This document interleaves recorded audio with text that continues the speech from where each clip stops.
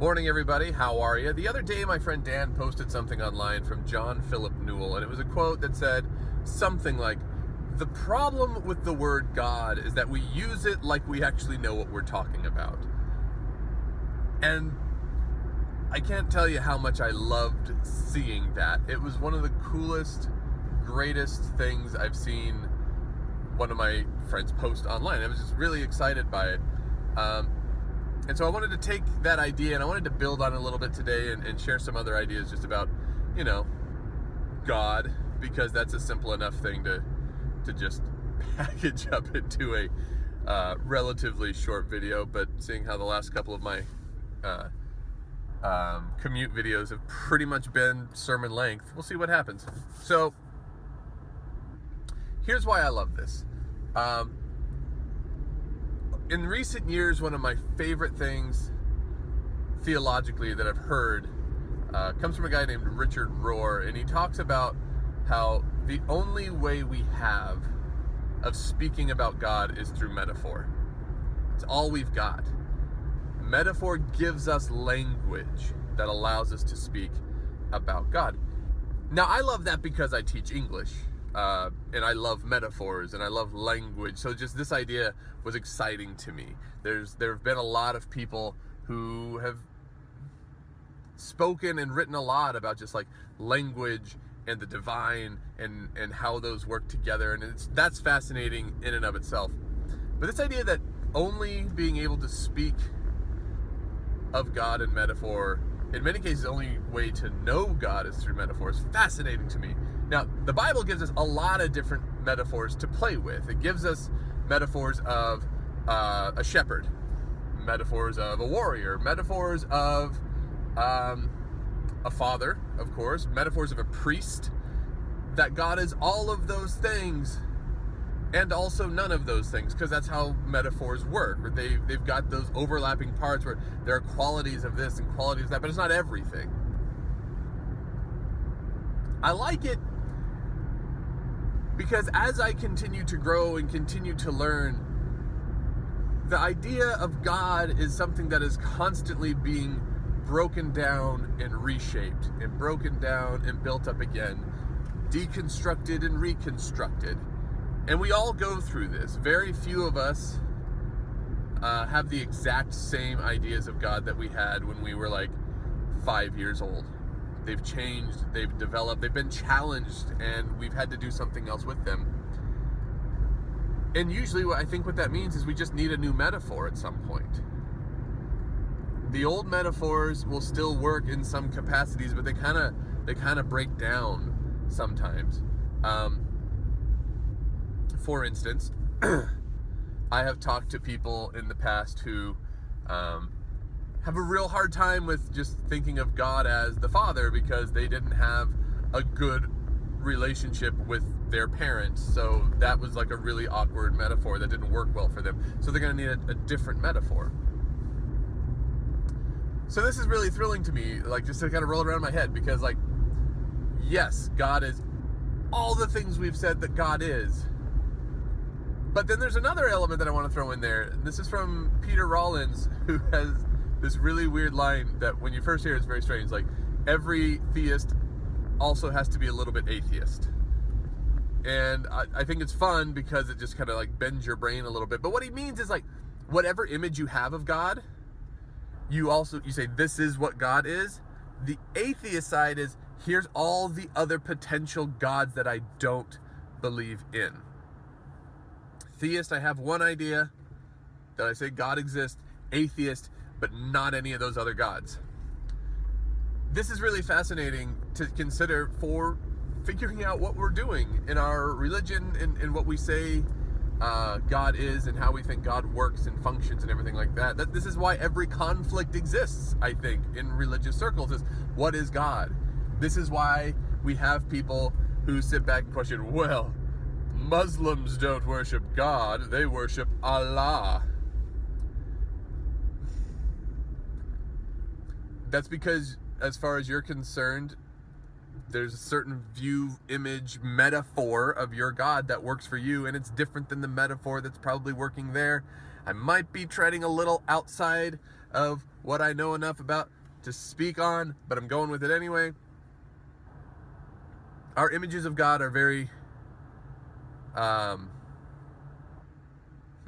do I say this? And then back that one up before I wander off too far.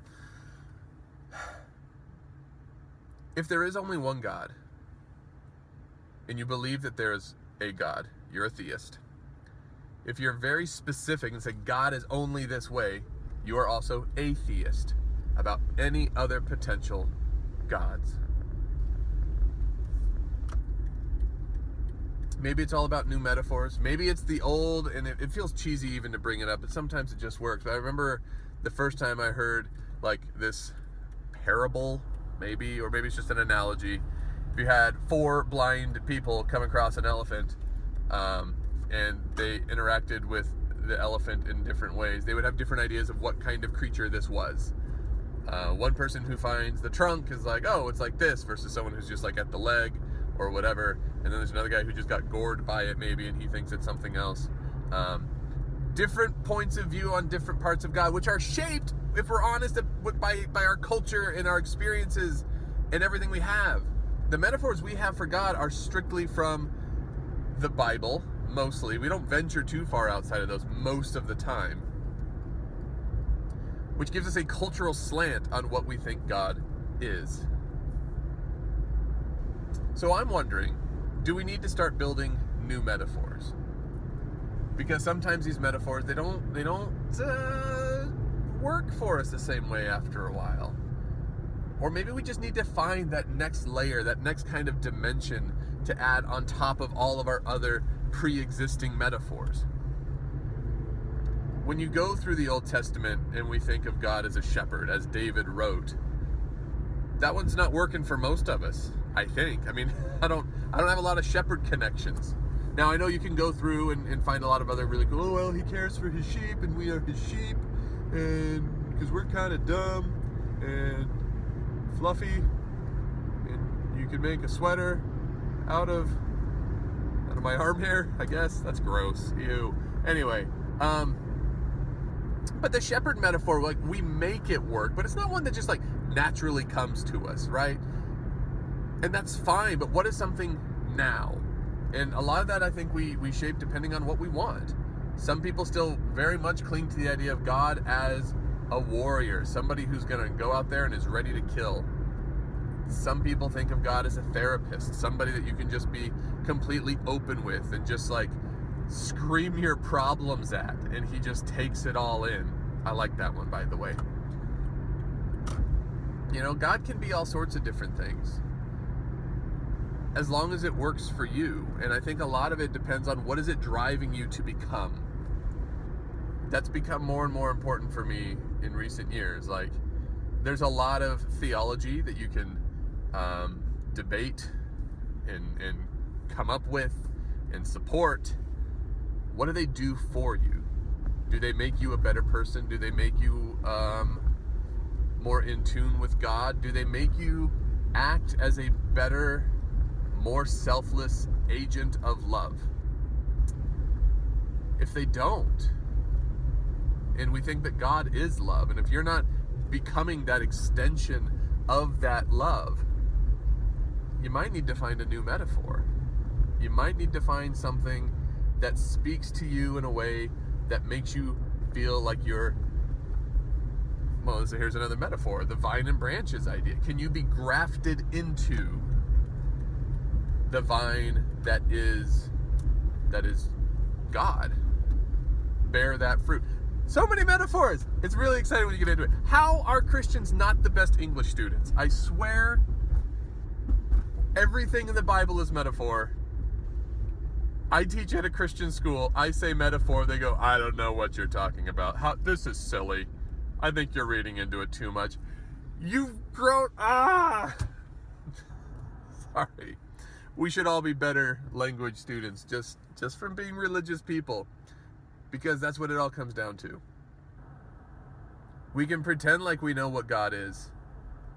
And every time we think we know what God is, we also kind of need to admit that's like, that's what's working for me right now. That's helping me become a better person. That's helping me act in charity and generosity. It's helping me become more gracious and merciful. It's helping me form a world around me that works better, that works in a harmony, that works in ways that I can be proud and safe at the same time. We can't say that we know exactly what God is and cling to just that. Because everything that we can think of, there's always another layer. There's always another side, another angle, another view. There's always another metaphor to be made. So, just for fun, leave me some metaphors. For you, what is God like? What works for you? What makes you kind of swell up with love? That sounds kind of dirty.